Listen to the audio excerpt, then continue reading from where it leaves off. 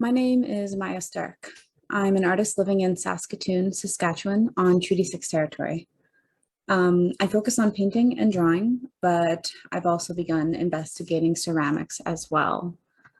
A little bit about me. I graduated with an MFA from the University of Saskatchewan in 2015, which doesn't feel that long ago, but is an amount of time ago. During that time, I was very interested in body politics and ended up writing my thesis on concepts, I guess in summary, ideas of the grotesque and the uncanny through a feminist lens that also had a personal connection, which led me to research doppelgangers and doubles. And I'll maybe explain a bit more about that in a second. So to start this artist talk slash studio tour, I am going to talk first about my graduate thesis and the kinds of things I'm interested in, which leads me to the work I'm making today. And then I'll maybe show you a bit of my studio space. I know I always really like seeing where artists work and how they work, so I'll share a bit of that with you as well. Created during the process of my graduate degree, called Selfsame, was based on childhood memories and the history of growing up with an identical twin sister. This thesis exhibition, I was trying to personalize my relationship to twinness, not only through my personal experience and by looking at these memories, but also in the research I did of how doubles complicate the ideas of selfhood and identity. This work was really heavily supported by research I did into mythology and other types of stories around doubles and doppelgangers. Film, literature. I did do a little bit of research into the biology of twins. Conceptions of the double in particular vary across geographies and through time. However, there is a consistent threat of uneasy atmosphere and discomfort that tends to follow stories about twins and clones and doppelgangers. Psychoanalytic works such as Sigmund Freud's The Uncanny and Otto Rank's Doppelganger equate the double with the belief in the soul and a fear of death. Despite these very negative associations of the double as perhaps an imposter or a ghoulish figure of tragedy or death, the double also seems to promise companionship and wholeness, which I think it's intended to act as a curative to our individual sense of loneliness. In this collage that I made during my master's degree, I spent a little bit of time playing with photography, using photographs of my sister and I, and then splicing us together. I was really interested in investigating the similarities and differences, because I'd always known that we were very similar looking, but I hadn't really approached it in an analytic way. Of course, I don't know that anyone would call this process analytic. It's a kind of messy. And I wasn't necessarily scientific about the consistency of these squares and how I glued them together, but I think there's still some interesting things that happen in this image. I tried to get our faces at the same angle when I photographed us, but I changed the direction of the lighting so that when I put them together, you could tell that different parts of the faces were in a different photograph. And I had us wear different shirts, so that part becomes very scrambled. I really like these sections where our earlobes seem to match up and our cheeks. These are two different photos of two different people, this square, and then the one right underneath it. But it all matches up so perfectly. Not, well, because of our similarity, but also because of a little bit of a coincidence or a happenstance. So, getting to the idea of the concept of a doppelganger, which is a word you might recognize. This is a specific term. When we enter the terrain of, or the idea of a supernatural twin, such as the doppelganger, the double becomes not a second person, but a symbol of a second representation of the self, a self which characteristically in literature and film acts with malice. The classic tale of Dr. Jekyll and Mr. Hyde evokes this motif really well. Other examples of literary works focused on the doppelganger include Dostoevsky's The Double and Guy de Maupassant's short stories La Horla and Louis of the late 1800s. These stories imagine the doppelganger character as a sinister twin, maybe even a ghost, the worst but seductive half of a self struggling to mature.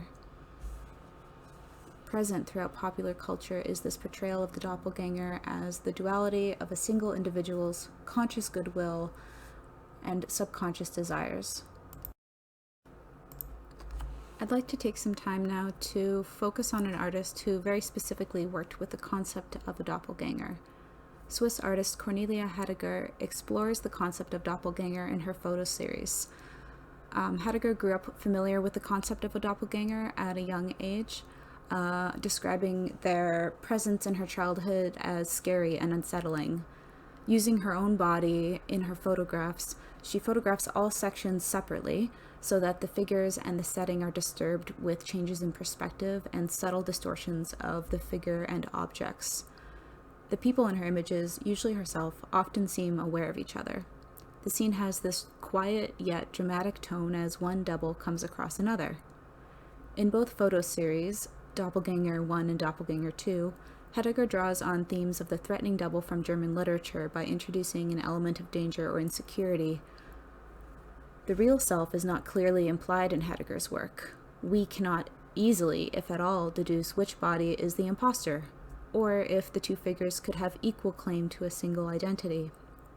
Incorporating the theme of doppelgangers into her work is a way for Heidegger to confront alter egos, her own subconscious, and an internal struggle over identity. When describing the implied violence in her works, Heidegger states that the outcome of a doppelganger interaction often is that one ends up in suicide, where the self is trying to kill their double. This is a pattern of narrative which is characteristic of many stories involving doppelgangers. The tension between this desired companionship, this sort of idealistic notion of close twin siblings, is strangely at odds with this uncomfortable aesthetic similarity that twins have or can have. I want to consider very briefly this rather famous photograph by Dan Arbus. This photograph, Identical Twins, Roselle, New Jersey, 1967, represents real people, sisters who were photographed. But the portrait is seemingly complicated by this unnatural presence of a second self. There's something strange when we look at this. The twin sisters stand next to each other in identical dressings, stockings, and a headband. There's this near-perfect symmetry of their collars and their hair and their clothing, which is at odds with the small differences between them in the way they smile. Despite the small differences, they appear almost as one body. This image is well known for a psychologically dark and strange atmosphere. The visual impact of this image was recycled by Stanley Kubrick, who was a personal acquaintance of Diane Arbus. In the original book, The Shining by Stephen King, the Grady sisters, the two figures here, are actually meant to be different ages. Kubrick recast the role into the twin sisters that became so famous, clearly very affected by Arbus's photograph. Other artworks that we might recognize from art history that feature doubles include The Two Fridas by Frida Kahlo and The Two Sisters by Theodore Chassereau. The Two Fridas also features doubles. Kahlo's figures, however, represent different aspects of the artist herself. The double is used by the artist to symbolize an internal duality. Theodore Chassereau's painting, The Two Sisters, is not a double portrait in that way, but rather it's a painting of two sisters who share a striking similarity. Having this similar dress, similar hairstyling enhances this and has, I think, a sort of strong, strange atmosphere, the same way that The Two Fridas and Diane Arbus's photograph does. The repetition of their arms moving across the body, one touching the other, and the contact that the two Fridas have emphasizes a very much personal connection.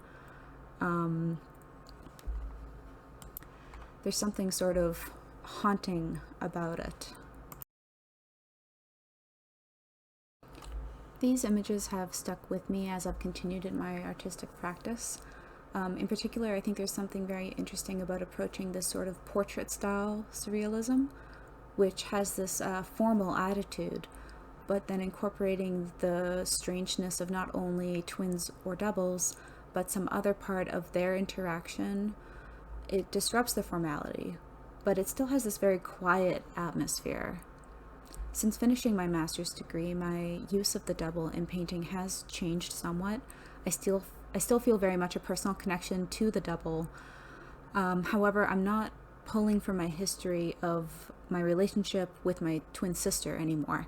Rather, I'm exploring the ways in which doubled figures or multiple figures, how they can act as a way of reflecting on oneself as metaphor. So not two identities in one picture plane, but one identity doubled or tripled, considering ourselves, maybe taking care of ourselves. My portrayal of doubles or twins has, at least lately, been more of an exercise in self-reflection than a representation of my sister and I's relationship. It's not always a sweet depiction. Sometimes it can seem a bit dark or weird, and to me that makes sense. Sometimes when you are looking at yourself or trying to figure out aspects of yourself, deconstructing yourself, it does get dark and weird.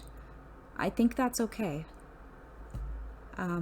You've probably noticed after these first few slides in particular, decapitation is something that I seem to play with often.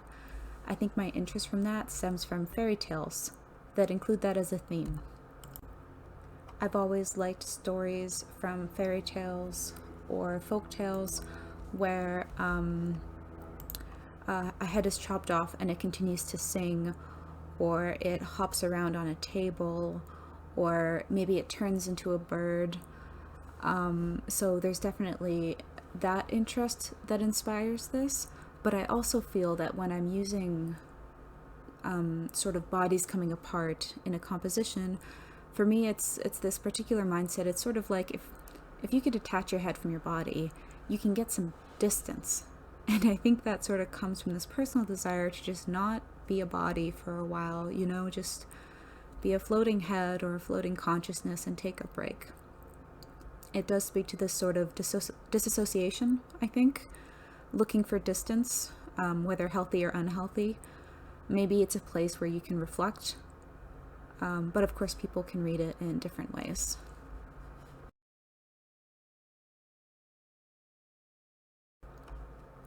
The use of hair has come up a lot in my work. There's often maybe a lot of hair, or there's hair spilling out of someone's mouth, or I take extra care to describe fine hair on a face, someone's cheeks or their chin or their legs. And I think this mainly comes out of my research into what Mary Rousseau termed the female grotesque. It's this idea that there are certain bodies deemed acceptable that have been socially prioritized. And a lot of us have fallen victim to this patriarchal and Western idealized notions of an acceptable body. They call this the classical body. For example, having long hair, if you're a woman, is fantastic. It's feminine. Make sure your hair is long and thick and lustrous and combed and straight, but don't have hair elsewhere. Don't have it on your legs, not in your armpits, not on your face, not anywhere else. I think by having hair come out of maybe a figure's mouth, it's like, okay, it's been taken away and now it's coming back. Or by having this very classical idealized figure juxtaposed with like a fine down of hair across their body, I suppose I'm trying to acknowledge that tension, the struggle that so many of us feel to be perfect and have smooth skin that isn't blotchy and all these other things. This is something that's interesting to you. I highly recommend reading The Female Grotesque by Mary Rousseau.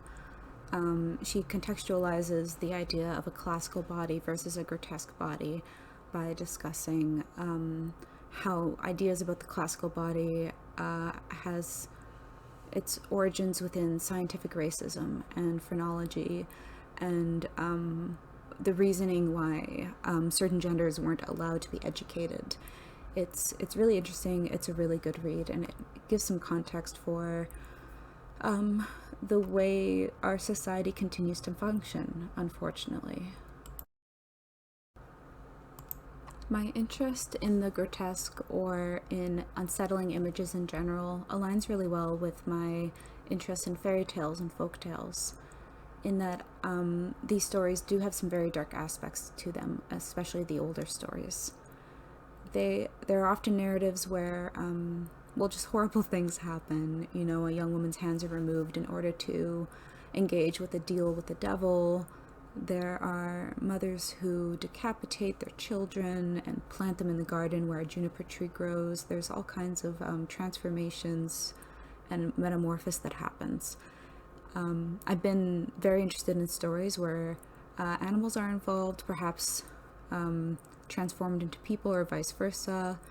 This painting came directly from my interest in so-called bosom serpent stories, a type of story where, say, someone swallows frog eggs and then has frogs jump out of their mouth at the dinner table, or a snake lays eggs in someone's mouth while they're sleeping by the river, and then, the snake wriggles out of them after they die horribly days later.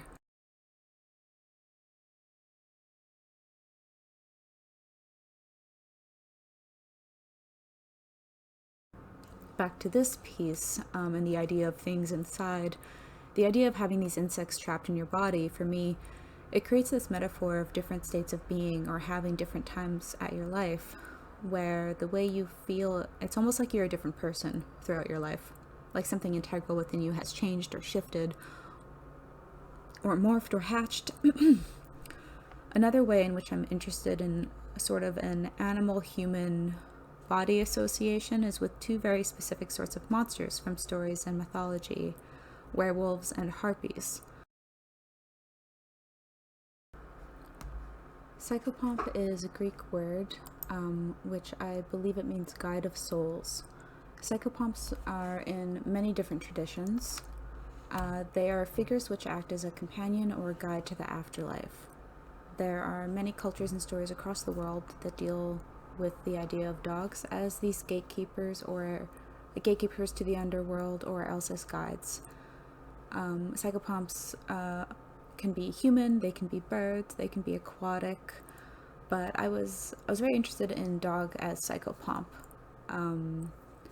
The stories of hellhounds from England and Scotland have always been interesting to me.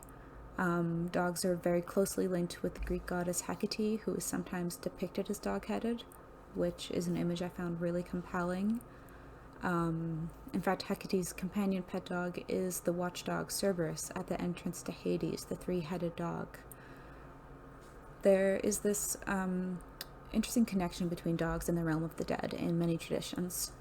This connection, at least according to folklorist Bob Trubshaw, is attributed to the hunting role of dogs in human society, their connection to predatoriness and death. This association of dogs with the afterlife is also attributed to the practices of many predatory canines, such as wild dogs, wolves, and foxes, who scavenge and do eat corpses. I think that I'm interested in this attraction-repulsion, the abject body, the female grotesque, all those subjects I'm interested in. Dog Psychopomp has this similar attraction-repulsion. There's the repulsion of mortality. We do not want our lives to end. We do not want the Psychopomp to take us away from all we know. But then there's this attraction to a dog that has been socialized into our structure and domesticated and provides companionship. For me, it's very similar to that double or twin tension. In addition to the dog as Psychopomp, I am also very interested in lore around werewolves or shapeshifters who turn into dog-like creatures.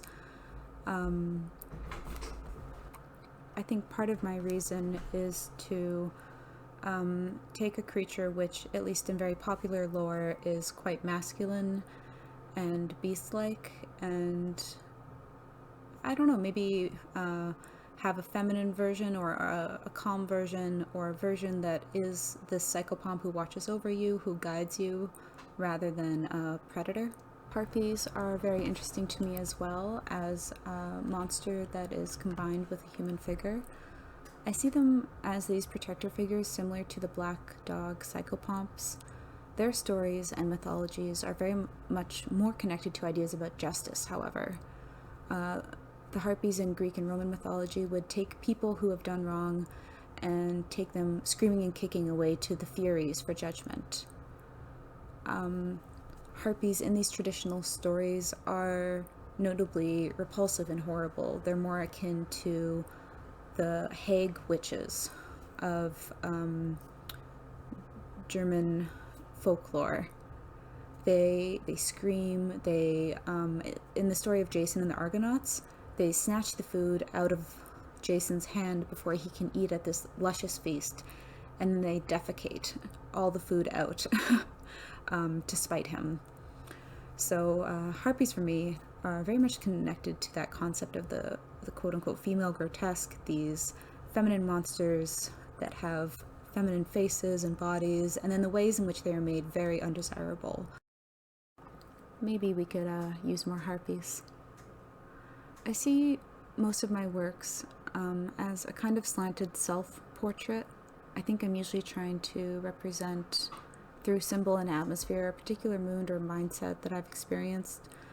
So although the concept of doppelganger and twin has moved away in these newer works, not completely, but in some of them, my research and interest in doubles, and following that, the concept of the grotesque does persist. Now, I feel like my compositions are constructed from a larger personal mythology that I've been building since, as I continue to research, and also as I begin to focus more on fairy tales and folktales, and the kinds of anxieties and types of violence that these stories discuss. Now, I'll take some time to show you my home studio. It's this half garage here. It's very messy right now. I just delivered my new exhibition, Unwell, to Slate Gallery, and so what I'm actually doing today here is just cleaning. After photographing, packing, and finishing all my paintings, I had a lot to tidy up. Put away photo equipment, reset my sort of work desk area over here. This zone is kind of my work from home space. I originally didn't want a computer in my studio, but with the pandemic and moving teaching online and moving to working from home for my other job, it just made sense. So we sort of restructured that area. And I'm glad because it's really helped with the process of photographing and editing all my documentation, which is a big part of something artists do. It takes a lot of time and work.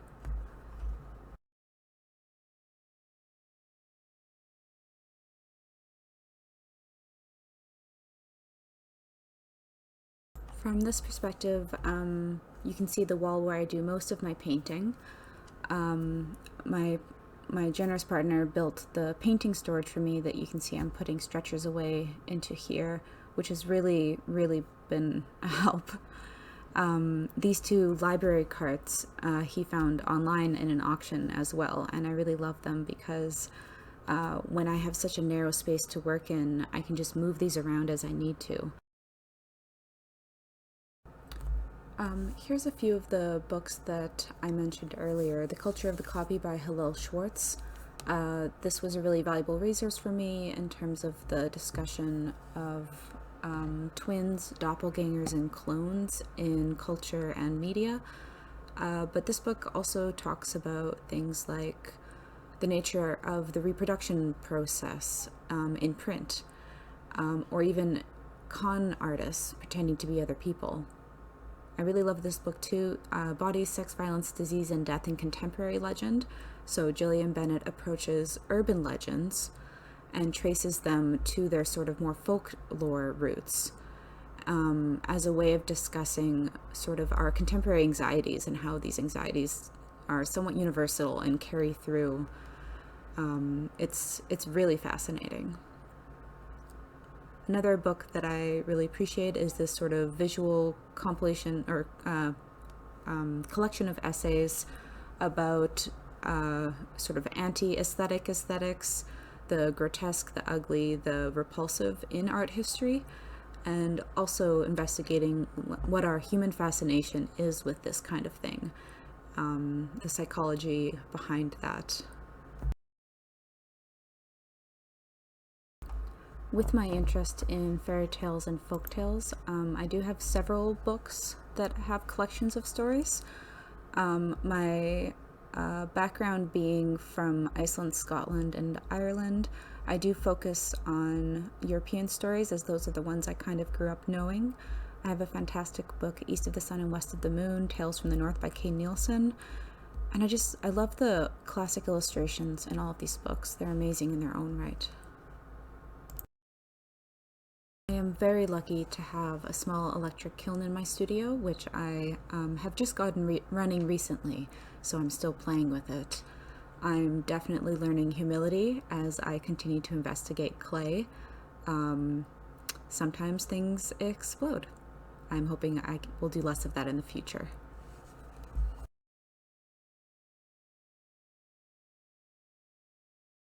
Along with, I think, many artists, have a bit of a sketchbook collection problem. These are just a few of the sketchbooks that are around my desk that I'm not even using right now. You know, they're half full, a quarter full, a few pages full, or maybe mostly full. But I do tend to move between them often for whatever reason. Maybe it's I'm tired of a certain size of page or the feel of the page, or maybe the draw of a fresh sketchbook is that it's sort of like that mental reset after you tidy something up. You just have a lot more room to think. I'm not sure. But I keep them around so that I don't forget about them, and I do use them. Here's the sketchbook I'm using currently. Trying to use up scrap paper around my studio. I just bound this together very simply at the start of the pandemic. I sometimes do sketches in other places, and then I'll tape them into the sketchbook so that I have everything current I'm thinking about all together. I do a lot of writing when I draw, because usually if I'm going to render something more fully, I'll do it on larger paper. So I do have lots of really little sketches, these tiny thumbnails. I love this small sketchbook that I found because I can keep it in my backpack and then do these small ideas, these tiny little sketches out of my brain that I don't have to commit to too much because they're so tiny. Some of these pieces have turned into final pieces. I've taken them from the thumbnail to a larger piece of paper and then finally to a drawing or painting. Some of them I will maybe revisit in the future. I do a lot of writing if there's an idea I have that I can't actually get down in the thumbnail, or if there's a reference that I want to look for later. Something I've been doing as a compositional strategy, perhaps in the last 6 months or so, is using surrealist techniques such as automatic writing with very quick collage in order to arrive at ideas. I'm not using this technique exclusively for every piece, but it's something I find is helping me construct more complex compositions and also reach into some more complicated ideas, I guess. So I'm using the results of automatic writing to inspire these collages that I'm trying to make quick, kind of relying on my subconscious and that visual vocabulary I mentioned. But I'm also focused heavily on the symbolism that I've been sort of crafting for myself. What certain colors mean to me, certain objects, different ways I'm presenting the figure. I've used this collage technique that has inspired a couple of pieces that are part of my current exhibition at Slate Gallery. You can see the original sort of collage sketches at the top and then the results along the bottom here.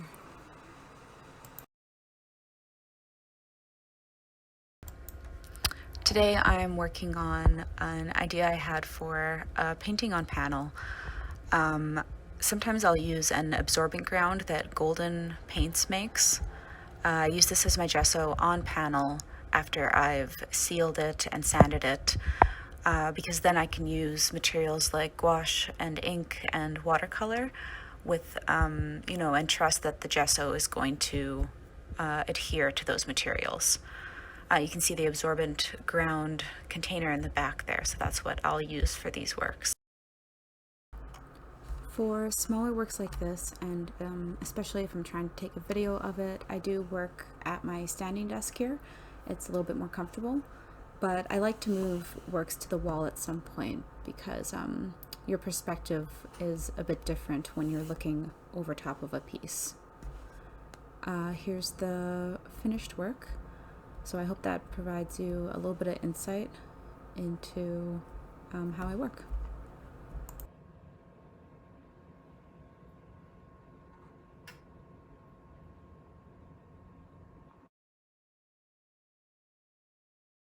Thanks so much for joining me today while I talked a bit about my practice and showed you my studio. A really big thank you to Gina from Slate Gallery for suggesting that I do this artist talk. And thanks to the team at Art Now from Sask Galleries for the Art Now Fine Art Fair programming. It's really fantastic. My current work is at Slate Gallery until October 2nd. So I hope you get a chance to check it out. A lot of the works that I showed you today are in that exhibition. Thanks so much, everybody, and please stay safe.